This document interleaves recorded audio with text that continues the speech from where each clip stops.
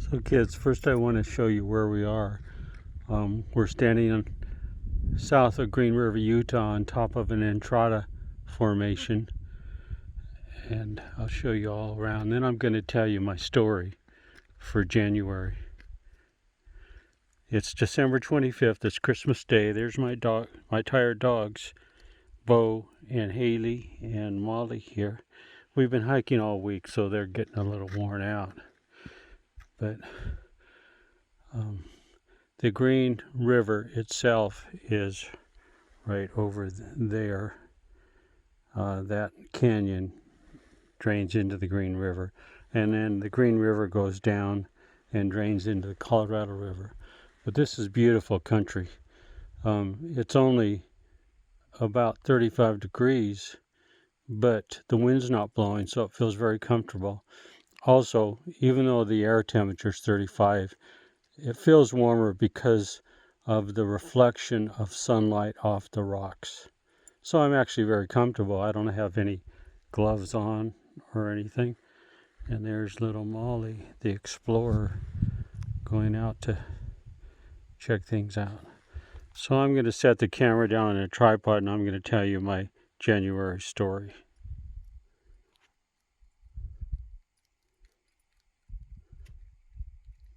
Hey, Molly.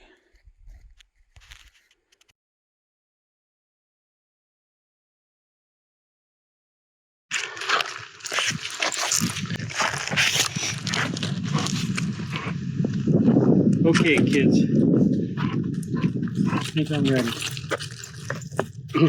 The story is about the ocean and some native people that live in the Caribbean.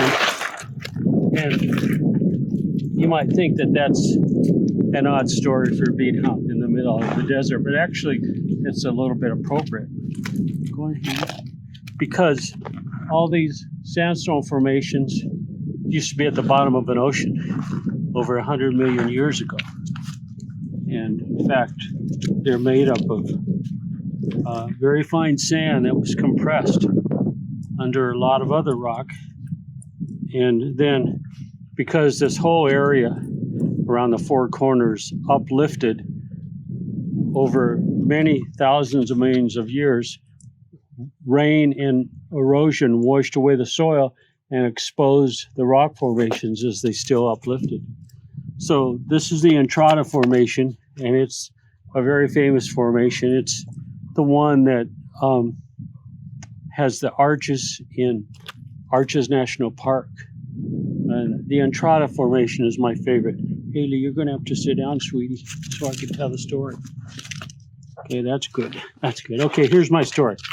This is a story about some people in the Caribbean that were having a conflict about the time that the Dutch and the Spanish and the English and the Portuguese were discovering the islands, and they were enslaving many of the native Caribbeans.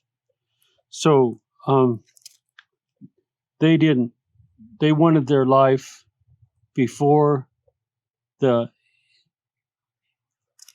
English invaders got there, and they tried to escape from them. And one of their tricks was to, if they had to go across the sand, they would walk backwards so that their footprints couldn't be followed to find them. And that's how this legend came to be, the legend of the Saguapa people. The Saguapa people,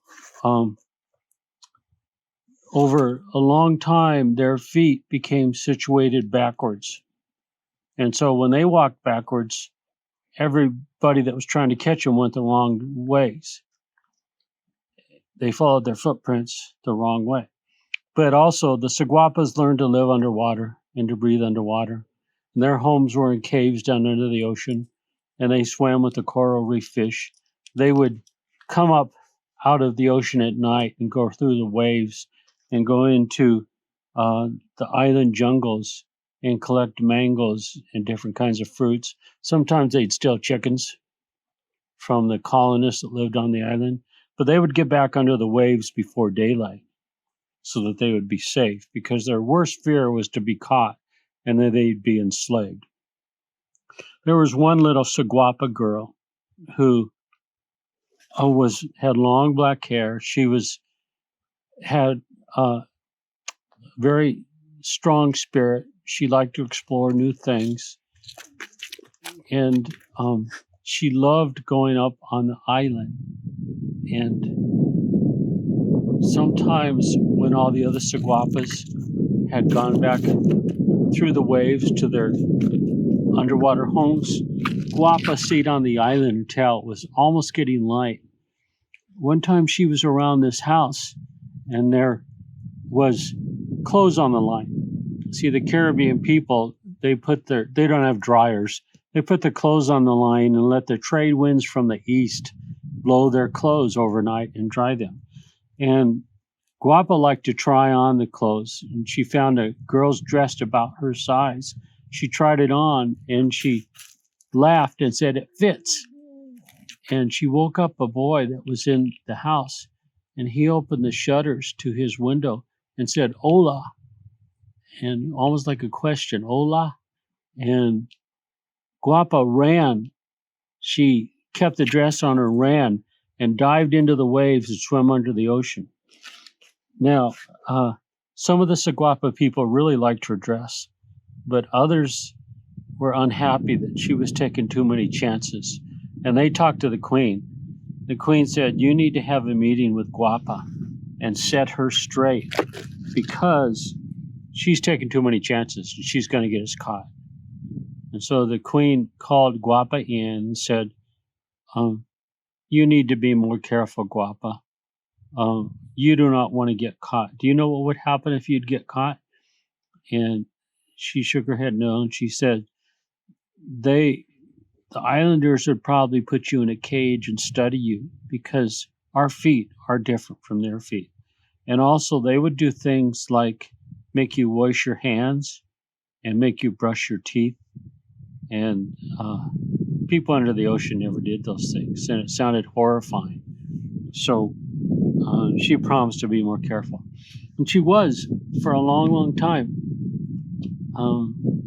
She was very good. When the Saguapas came out of the ocean, she stayed towards the back of the group, and she was among the first Saguapas that went back into the ocean when they were done collecting food from the island. Now, one night, though, about 6 months later, there was a beautiful sunset. It was yellow, and then it was red, and then it was pink. And the colors were lighting up the sand and the island. The colors were also lighting up the ocean. And Saguapa stuck her head out of the ocean. It was so beautiful. And she couldn't help it. She walked up on the beach, and she went in on a path into the jungle, and she found there was a family that had been having a picnic, and they had just finished eating, even though there was a lot of food left, and they were going to take a walk and watch the pretty sunset. So when they were, she also noticed one of the people was the boy that she had seen look out the window and say "Hola" when she tried on that dress. So the family was mother and father and that boy and his little sister. So they all took a walk, and the food smelled so good, and she was so hungry that when they were gone, she went in and she started eating some of the mangoes, and they had left a basket of pastelitos. Pastelitos is kind of like a sopapilla with honey on it and sugar. And oh my goodness, it tasted so good. She ate 2 of them. Then she heard a noise in the trees, in the mango trees, and it caused her to run. She slipped on the blanket and she fell down. And before she could get up, the family came out of the trees. And they looked at her and they saw her feet backwards. And they said, "Oh my goodness, she's twisted her ankle terribly. We're going to have to take her to the doctor." And the father got down and looked at her foot that was backwards. And he said, "Oh, no, this is terrible. We'll go get the doctor. We can't move her." And they told the boy to stay with her and make sure she's comfortable. Well, they go get the doctor. And so the mother and father and the little girl left. The little girl said, "Goodbye, buenos noches," or good night. And the boy sat there with her. And he got a big leaf and he folded it up and he put it under her head. And he asked her if she was comfortable. The boy seemed very kind. And Guapa nodded her head yes. And he asked her, "Is there anything more that you need? Anything I can get for you?" And Guapa had an idea how to escape. And she said, "Actually, I'm thirsty for a drink of water." He said, "I'll be right back." And he picked up, there was a coconut cut in half, and he could use the coconut to get some water for her. So he took the coconut half and went off to where there was a spring to get some water. And that was her chance. She got up. The other saguapas had been watching from in the trees, and they went and they helped her. Actually, she wasn't really hurt. And they all went to the waves and dived in, and she was gone. And when she got back to their cave homes under the waves, she told the queen about how kind the boy was, and the other saguapas listened, and they all had to admit, maybe not all humans are bad people. And after that, they had a meeting, and they just decided to allow Guapa to go back on the island if she promised to be careful. And so she did. And sometimes she would go by the boy's house. And if the clothes had been washed, and they were still in a basket, Guapa would take their clothes while all the people in the house were sleeping and hang them up on the line. And the boy figured out she was doing that. And so in his pockets of his clothes, he left pastelitos for Guapa to eat, which made her very happy. She shared them with her saguapa friends. And in return for his gift to her, she would leave beautiful seashells that she found in the ocean, rare ones, in the pockets of his clothes. And so they dreamed about each other, and they wondered if they would meet each other again. So that's how the story ends. And that's, I've told the story before. Some of you might remember it. During this year of online instruction, I'm revisiting some of my old stories, but I hope that went okay. I'm not sure I have time to tell it again. Usually I practice these stories several times, but we need to find a way down off this rock. I think if I go around the other side, I know there's a way down here somewhere, but I need to find it. If I can't find it, I'll have to go back the way we came up. But what a beautiful day.